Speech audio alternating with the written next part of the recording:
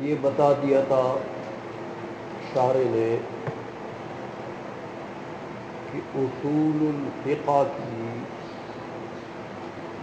دو اعتبار سے تعریف ہے. ایک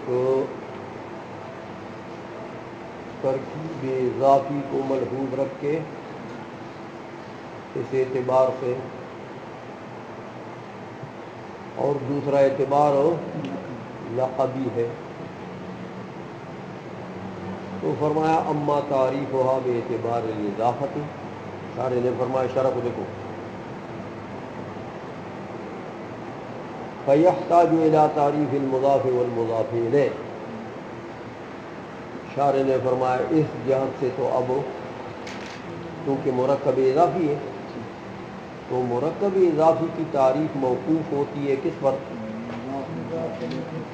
ہاں، تو مضاف کی تعریف بھی کرنی چاہیے، مضاف الیہ کی تعریف بھی کرنی چاہیے، یہ انہوں نے کہا.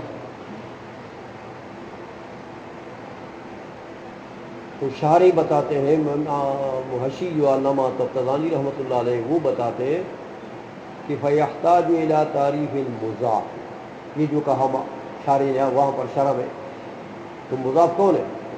فرماتے ہیں وَهُوَ الْأُصُولُ، لہذا اصول کی تعریف کرنی پڑے گی. اسی طرح يَحْتَاجُ إِلَىٰ تَعْرِيفِ الْمُضَافِ إِلَيْهِ، تو مضاف الیہ کون ہے؟ وَهُوَ الْفِقْهُ. ہمیں آ گئی ہے. اب یہ بتا دیا کہ یار مضاف کی بھی تعریف، مضاف الیہ کی بھی تعریف کی طرف احتیاج ہے. کہتے یہ احتیاج کیوں ہے؟ تو علامہ طبرانی فرماتے ہیں کہ لأن تعریف المرکب يحتاج إلى تعریف مفرداته الغیر البینۃ. احتیاج اس لیے ہے کہ مرکب کی تعریف محتاج ہے کس کی طرف؟ اس کے مفردات غیر بینہ کی تعریف کی طرف.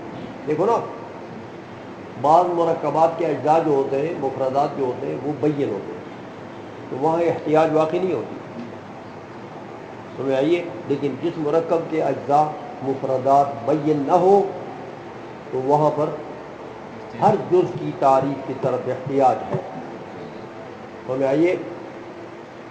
ضرورت توقف معرفت الکل علی معرفت اجزاء، کہ یہ بات ضروری ہے کہ کل کی معرفت موقوف ہوتی ہے کس پر؟ اس کے اجزاء کی معرفت پر. تو مرکب اضافی کل ہے، سمجھ آئیے. تو میاں اس کے اجزاء یعنی مضاف اور مضاف الیہ اس کے اجزاء ہیں، لہذا ان اجزاء کی تعریف پر توقف ہے. اچھا، اب فرماتے ہیں کہ شارح نے تو دو چیزوں کا ذکر کیا، حامیہ کہ فَيُحْتَاجُ إِلَىٰ تَعْرِيفِ الْمُضَافِ وَالْمُضَافِ إِلَيْهِ، دو چیزوں کا. تو تیسری ایک چیز اور بھی ہے جس کو اضافت کہتے ہیں، وہ نسبت.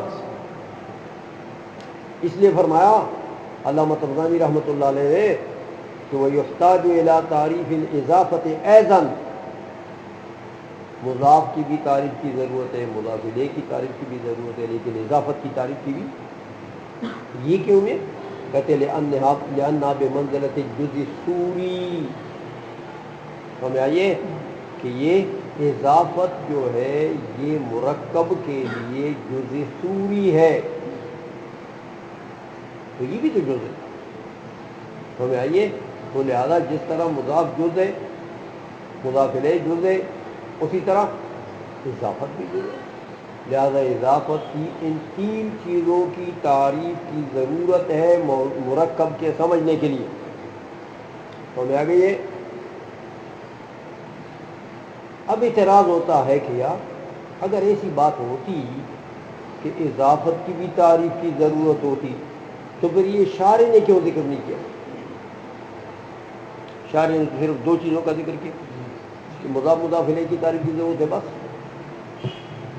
تو باقی مصنفین بھی یہی کہتے ہیں کہ مرکب اضافی کے دو جز ہیں، تو ہر ایک کی تعریف کی ضرورت. تیسری جز تو بیان نہیں کرتے مصنفین، تو تم نے کہا تیسری جز کی بھی. کہتے بھی یار اصل بات یہ ہے کہ الا انہم لم يتعرضوا له للعلم بان معنى اضافت المشتق وما فی معناہ اختصاص المضاف بالمضاف الیہ باعتبار مفہوم المضاف مثلا دلیل المسألۃ. کہتے دیکھو میاں ہر کسی کو یار وہ اس لیے مصنفین جو ہے وہ اضافت کو چھوڑ دیتے ہیں، اضافت کے در پہ نہیں ہوتے، اضافت کا ذکر نہیں کرتے، بس مضاف مضاف الیہ کا ذکر کرتے. کہتے یہ اس لیے کہ للعلم بأن معنی اضافت مشتق، تو ان کو پتہ ہوتا ہے کہ مشتق جب مضاف ہو جائے یا وما فی معنی ہو یا مشتق کا ہم معنی کوئی صفت کا صیغہ ہو یا مانن صفت ہو، لفظاً صفت نہیں ہے معنوی صفت ہے، تو میاں وہ جب مضاف ہو جائے تو اس اضافت مشتق کا معنی کیا ہے؟ اختصاص المضاف بالمضاف الیہ. سمجھ آئیے کہ مضاف مضاف الیہ کے ساتھ خاص. سمجھ آئیے کیسے خاص ہے؟ بے اعتبار مفہوم المضاف، کہ مضاف کا مفہوم نکال لو گے تو آپ کو پتہ لگ جائے گا کہ واقعی یہ مضاف سے اس مضاف الیہ کے ساتھ اختصاص رکھتا، خصوصیت رکھتا. مثال دیتے ہیں، مثلا دیکھیں آپ دلیل المسألۃ، دلیل مضاف ہے، مسئلہ کیا ہے؟ مضاف الیہ. تو اس دلیل جو مضاف ہے مسئلے کی طرف ہو، اس اضافت کا معنی کیا ہے؟ کہ وہ دلیل جو مسئلے کے ساتھ خاص ہو، وہ دلیل المسئلہ. کیا کون سی دلیل ہوگی؟ ہر دلیل. اس لیے کہتے ہیں یہ اضافت کا یہ معنی کہ مضاف مضاف الیہ کے ساتھ اختصاص رکھتا ہے. تو میں یہ معنی ہر کوئی جانتا ہے یار کہ مشتق یا فی معنی ہو مضاف ہو جائے تو اس کا لب لباب کیا ہوتا ہے کہ میں مضاف جو ہے وہ مضاف الیہ کے ساتھ خاص. یہ معنی ہر کوئی جانتا ہے، اس لیے اس کو ذکر نہیں کرتے. دلیل المسألۃ ما یختص بها باعتبار کونہ دلیلا علیہا. سمجھ آئیے دلیل المسئلہ کون سی دلیل ہوگی؟ ما یختص بها، جو مسئلے کے ساتھ خاص ہو، بے اعتبار کونہ دلیلا علیہا، اس اعتبار سے اختصاص ہے کہ یہ اسی مسئلے کے لیے دلیل ہے، وہی مسئلہ اس دلیل سے ثابت ہوتا ہے. یہ اختصاص ہے. سمجھ میں آ گئی ہے؟ اچھا، اسی لیے کیونکہ یہ معنی سب کو معلوم ہوتا ہے اس لیے اضافت کا ذکر نہیں کرتے، بس مضاف اور مضاف الیہ کا ذکر کرتے ہیں کہ مرکب اضافی کا مفہوم جو ہے وہ موقوف ہے کس پر؟ اس کے دو اجزاء پر. تیسرے جز کا ذکر نہیں کرتے کہ وہ معلوم ہوتا ہے. سمجھ میں آ گئی ہے؟ اب یہاں پر میاں اصول الفقہ یہ مرکب اضافی ہے نا، تو کہتے ہیں میاں آپ جانتے ہیں کہ اصول تو جمع ہے اصل، تو عبارت یوں بن جائے گی کہ اصل الفقہ، مفرد نکالو، اصل الفقہ. تو اصل الفقہ مضاف مضاف الیہ کے ساتھ خاص ہوگا نا، تو کیا ہوگا؟ دیکھا ما یختص به من حیث انه مبتنى علیہ. دیکھا دلیل المسألۃ یا اصل المسألۃ کا مطلب کیا ہوگا کہ اصل وہ جو مسئلے کے ساتھ ہو یا فقہ کے ساتھ ہو، خاص ہو، خصوصیت رکھتا ہو.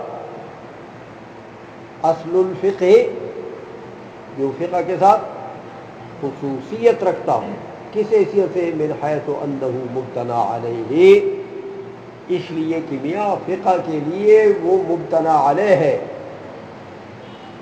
فقہ کے لیے بنیاد ہے، یہ خصوصیت ہے اس کی. اصل الفقہ اس کو کہتے ہیں. وہ مستند الیہ، اور فقہ کے لیے وہ کیا ہے؟ سند ہے، فقہ کی استناد اسی کی طرف ہے. فقہ کی نسبت اسی کی طرف ہے، اسی دلیل کی طرف ہے۔ اچھا، اسی لیے فرماتے ہیں فَالْأُصُولُ جَمْعُ أَصْلٍ۔ اب شروع کرتے ہیں مضاف کی وضاحت، شروع کرتے ہیں کہ اصول تو جمع اصل کی، وَهُوَ فِي اللُّغَةِ مَا يُبْتَنَى عَلَيْهِ الشَّيْءُ مِنْ حَيْثُ أَنَّهُ يُبْتَنَى عَلَيْهِ۔ ہمیں آگے یہ تو اصل کس کو کہتے ہیں؟ ما یبتنا علیہ الشیء، جس پر کسی شے کی بنا ہو، کسی شے کی بنا ہو، لیکن یہ قید معتبر ہے حیثیت والی کہ من حیث انہ یبتنا علیہ۔ ہمیں آئیے یہ من حیث والی قید معتبر کہ دیکھو میاں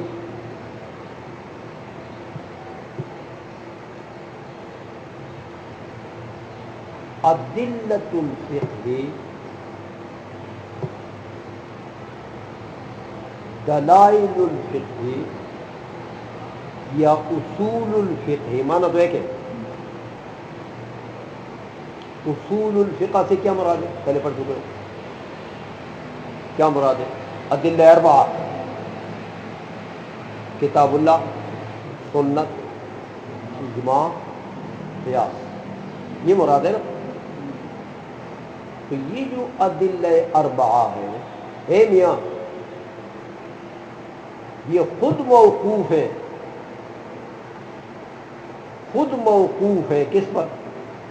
باری تعالی جل مجدہ کی توحید پر، قدرت، سمع، بصر، کلام، ارادہ، ان صفات کے ایمان پر ہے میاں۔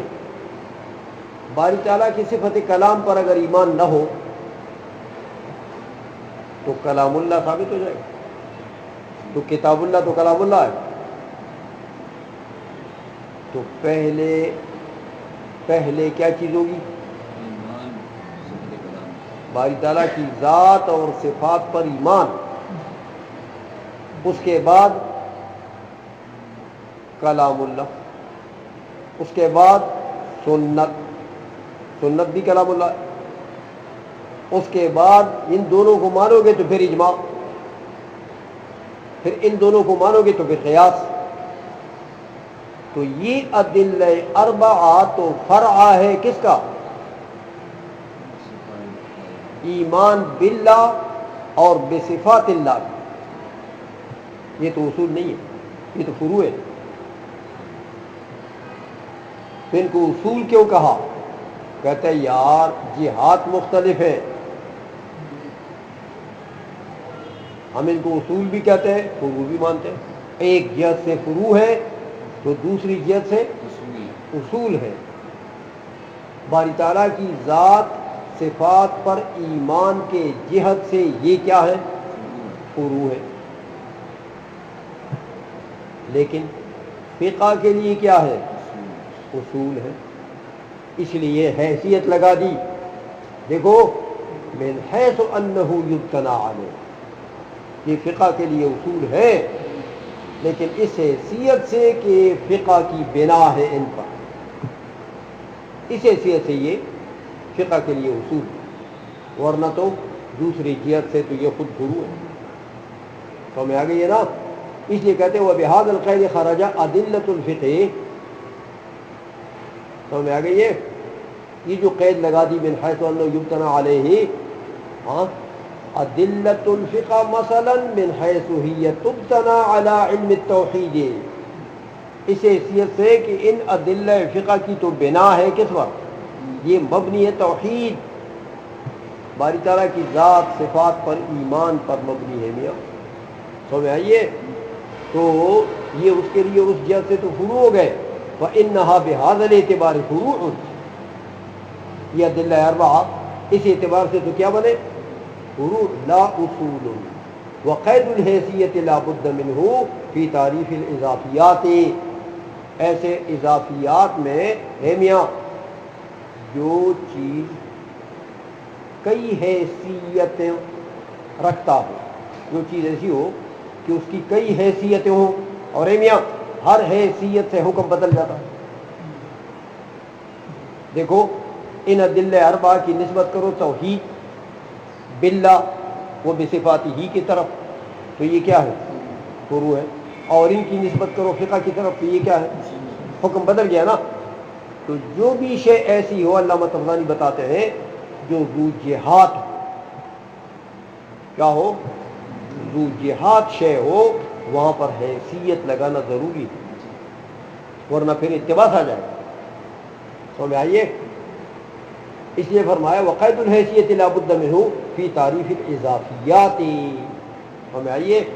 قید ضروری ہے، جو اضافیات کے قبیل میں سے شے ہو، یعنی جو ذو جہات ہو، وہاں قید لگانا ضروری ہے۔ اب اعتراض ہوتا ہے کہ میاں یہ مولوی لوگ تو نہیں لگاتے، حیثیت کا ذکر ہی نہیں کرتے، بس کہتے ہیں یار اصول الفقہ ادلۃ الفقہ، ہمیں آئیے، اور ادلہ فقہ جو ہے یہ بس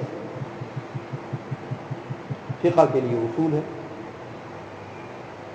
تو یہ تو حیثیت نہیں لگاتے کہ من حیث انہ، تو تم نے جو من حیث انہ کی قید لگائی، یہ تو جمہور کی خلاف ورزی کی ہے تم نے۔ اس کا جواب دیتے ہیں کہ یار یہ قید ذکر کرے کوئی یا نہ کرے، مراد ضرور ہوتی ہے۔ یہ حیثیت کوئی ذکر کرے یا نہ کرے، مراد ضرور ہوتی ہے، کیونکہ اگر مراد نہ ہو تو خرابی لازم آتی ہے، اتباس آتا ہے۔ اس لیے فرماتے ہیں کہ میاں وقید الحیثیت لا بد منہ فی تعریف الاضافیات الا انہ کثیرا ما یحذف لشہرت امرہ، مگر کہتے ہیں کہ بہت سی عبارات میں مصنفین کے یہ قید حذف ہو جاتی ہے۔ کیوں حذف ہوتی ہے؟ لشہرت امرہ، کہ یہ قید مشہور ہے میاں، اس لیے ذکر نہیں کرتے، کہتے یار طالب علم خود نکال لے گا اپنے لیے۔ سمجھ میں آ گئی ہے؟ ہو گیا؟